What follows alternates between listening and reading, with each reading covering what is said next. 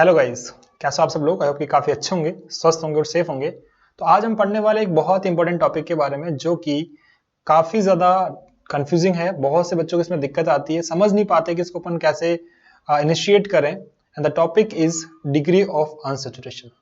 तो degree of unsaturation के बारे में पढ़ने के लिए सबसे पहले अपन यहाँ पे बात करने वाले हैं कि इस टॉपिक में दिक्कत क्या आती है, इस टॉपिक में कैसे अपने को कवर करना होता है। तो जैसा कि आप इस टॉपिक के नाम से देख पा रहे हैं, degree of unsaturation, that means कि असंतृप्तता की कोटि। सबसे पहले हमें डिग्री ऑफ अनसैचुरेशन समझ में आया ना, हमें ये तो समझ में आना चाहिए ना कि अनसैचुरेशन क्या होता है, सैचुरेशन क्या होता है। हम लोग 10th क्लास तक पढ़ के आते हैं कि सैचुरेशन क्या है, अनसैचुरेशन क्या है, लेकिन क्या वो रियल नॉलेज हमें वहां पे भी मिली थी या जस्ट बताया गया था कि इसका एप्लीकेशन ये होता है। जैसे मैं आपसे पूछता हूँ कई बार कि आप मुझे इस टॉपिक के बारे में बताएं, आप उस टॉपिक के बारे में नहीं बता के उसके एप्लीकेशंस बताना चालू कर देते हैं, उसके डेफिनेशन नहीं बताते आप। लेकिन हाँ कि ये इसमें यूज होता है, ये इसमें यूज होता है, बट उसके एग्जैक्ट डेफिनेशन क्या है वो नहीं पता। तो गाइस, मैं हूं मुरली के बैरागी और आप देख रहे हैं केमिस्ट्री के बेसिक फंडामेंटल्स। चलिए शुरू करते हैं आज की हमारी छोटी सी प्यारी सी क्लास। तो यहाँ पे आप देखोगे तो आपके सामने स्क्रीन पे एक एग्जाम्पल मैं लेना चाहूंगा। उस एग्जाम्पल से पहले आप एक बार ये देखो कि इसकी डेफिनेशन क्या है, डिग्री ऑफ अनसैचुरेशन होता क्या है।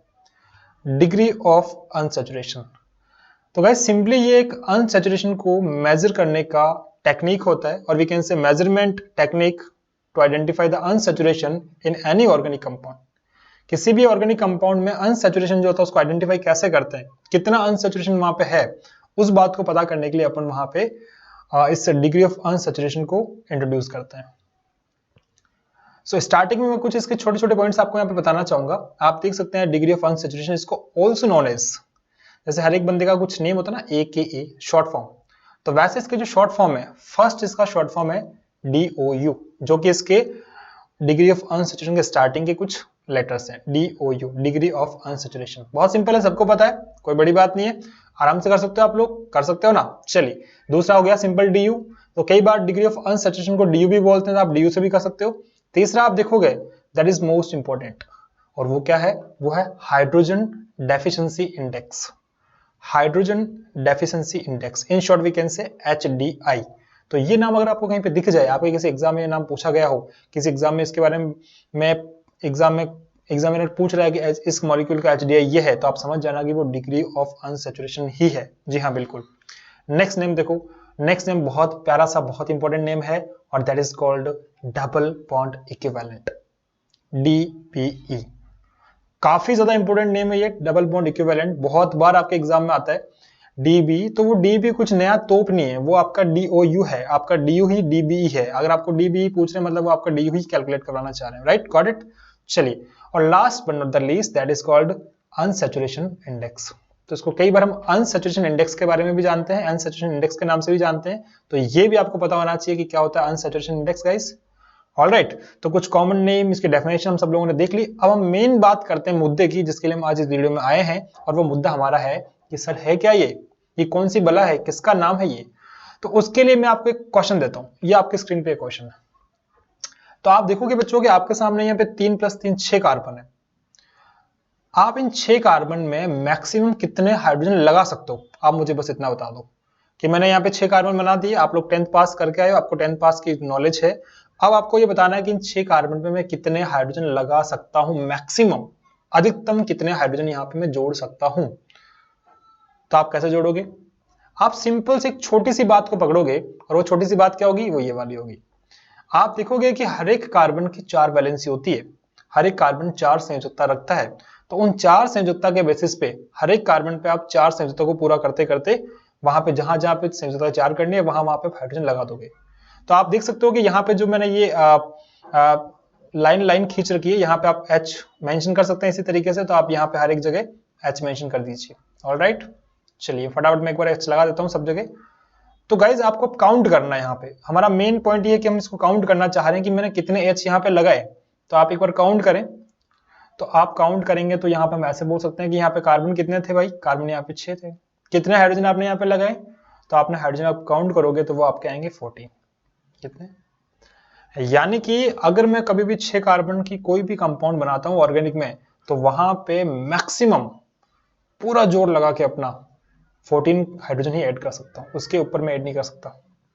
ठीक है, चलो एक दूसरा सिचुएशन अपन डिस्कस करते हैं, दूसरा सिनेरियो लेते हैं। और दूसरे सिनेरियो में आप देखोगे यहाँ पे आपके सामने एक मॉलिक्यूल है C6H12। ठीक है, तो C6H12 को आपको बनाना है, तो आप C6H12 को जिस तरीके से बना दोगे, इस बार यहाँ पे आपको हाइड्रोजन भी गिवन है और इस बार आपको यहाँ पे कार्बन भी गिवन है। तो हाइड्रोजन इस बार आपके पास 12 है, तो आपने ये 12 हाइड्रोजन यहाँ पे लगा दी, एक यहाँ पे, एक यहाँ पे, एक काउंट कर लो फटाफट, 4 5 6 7 8 9 10 11 और ये वाला हो गया अपना 12। तो इस तरीके से आप देखोगे कि मैंने यहाँ पे सारे जो हाइड्रोजन है वो काउंट करके लगा दी। बच्चों बात ये है कि मेरे पास इस बार सिचुएशन ऐसी है कि मेरे पास कार्बन तो 6 हैं, दिख रहा है आप लोगों को, लेकिन इस बार मेरे पास हाइड्रोजन कितना है, इस बार हाइड्रोजन मेरे पास 12 है। तो ये तो कुछ वही बात हो गई कि जैसे मान लो कि मुझे भूख लग रही है, अभी मुझे खाना खाना है। ठीक है, तो मैं किचन में जाता हूँ, वहां देखता हूँ कि टिफिन में रोटियां पड़ी है और वहां पे बहुत सारी चीजें पड़ी है। वहां पे जैसे मान लो हलवा पड़ा है, गाजर का, मूंग का हलवा पड़ा है, वहां पे रसमलाई पड़ी है फ्रिज में, मतलब सारी चीजें पड़ी। तो आप दबा दबा के ठूस ठूस के खा लोगे, जितनी आपकी जगह उतनी आप खा लोगे। ये होगी अपनी पहली सिचुएशन जो अपन ने केस 1 में डिस्कस की, ये वाली, राइट। दूसरी सिचुएशन में क्या होगा, आप किचन में गए, बहुत जोरदार आपको भूख लगी है, लेकिन सब लोग खाना खा चुके हैं, अब खाना बचा नहीं वहां पे, तो वहां पे कुछ गिनी चुनी रोटियां पड़ी है, थोड़ी बहुत सब्जी है। तो आप जब खाना जा रहे हो तो आपको भूख बहुत जोरों शोरों पे लगी है, बट आपका जो खाना है वो आपकी भूख के अकॉर्डिंगली उतना नहीं है। तो ये वही बात हो गई कि आपके पास जब कार्बन यहाँ पे 6 थे, राइट, तो उस पर मैक्सिमम हाइड्रोजन जितने लगा सकते थे उतने मैंने लगा दी, यानी मैक्सिमम जितनी मेरी भूख थी उतना मैंने खाना खा लिया। तो 6 कार्बन के हिसाब से मैक्सिमम भूख कितने हाइड्रोजन की थी, मैक्सिमम कितने हाइड्रोजन रिक्वायर्ड थे, 14, और 14 में लगा चुका। लेकिन यहाँ पे आप देखोगे तो आपको कार्बन तो 6 है, आप 14 लगा सकते हो हाइड्रोजन, बट आपने कितने हाइड्रोजन लगाए, सिर्फ 12। यानी कि अभी भी यहाँ पे 2 हाइड्रोजन लग सकते हैं, कीप इन माइंड, अभी भी यहाँ पे 2 हाइड्रोजन में लगा सकता हूं, लेकिन मैंने नहीं लगाए। इसका मतलब 2 हाइड्रोजन की इसको अभी कमी है, इसको अभी भूख है, तो उस भूख को मैं शांत कैसे करूं, ये आपको बताना है, और आप इसको शांत ऐसे करोगे। आप यहाँ पे देखोगे कि कैसे यहाँ पे हाइड्रोजन मेरे पास जितने थे उनको बैलेंस करने के लिए और कार्बन की वैलेंसी को पूरा करने के लिए मैंने यहाँ पे ये डबल बॉन्ड बनाया। डबल बॉन्ड बनाने से इस कार्बन की वैलेंसी देखो, आप काउंट करो 4 हो जाएगा, और इस कार्बन की वैलेंसी देखो ये भी 4 हो जाएगी, और हाइड्रोजन काउंट करोगे तो 1 2 3 4 ऊपर, 4 नीचे, 8 9 10 11 12, तो हाइड्रोजन भी 12 है, यहाँ पे हाइड्रोजन 12 है और यहाँ पे कार्बन 6 है। और वैलेंसी पूरा करने के चक्कर में मैंने यहाँ पे कार्बन कार्बन डबल बॉन्ड का फॉर्मेशन किया गया। कीप इन माइंड, इसकी कोई इच्छा नहीं थी डबल बॉन्ड बनाने की, ये नहीं चाहता था डबल बॉन्ड बने, लेकिन इसकी मजबूरी थी कि जब हाइड्रोजन नहीं थे तो इसने डबल बॉन्ड बनाया। दैट मीन्स कि मैं ऐसा बोल सकता हूं कि इन दोनों मॉलिक्यूल्स में से C6H14 में से और C6H12 में से कौन सा अनसैचुरेटेड है, कौन सा सैचुरेटेड है। तो सैचुरेटेड मतलब जितनी भूख थी उतना खा लिया, अनसैचुरेटेड का मतलब जितनी भूख थी उससे कम मिला। इसी वजह से जिन कंपाउंड्स में कार्बन कार्बन डबल बॉन्ड होते हैं, जिनमें कार्बन कार्बन ट्रिपल बॉन्ड होते हैं, उनको हम बोलते हैं अनसैचुरेटेड मॉलिक्यूल, बिकॉज वहां पे जितने हाइड्रोजन चाहिए, जितने रिक्वायर्ड हैं, उतने वहां पे उतने नहीं होते हैं। But if you are talking about C6H14, जहां पे मैक्सिमम लगने थे उतने वहां पे लगे हैं, तो वहां पे कार्बन कार्बन सिंगल बॉन्ड होगा, that is called saturated organic compound. That's it. I hope कि गाइज आपको काफी अच्छे से इस वीडियो में सैचुरेटेड और अनसैचुरेटेड वर्ड का मीनिंग समझ में आया होगा, और डिग्री ऑफ अनसैचुरेशन को अपन कंटिन्यू करेंगे नेक्स्ट वीडियो में। तब तक के लिए हमारे साथ बने रहिएगा। Bye bye, take care.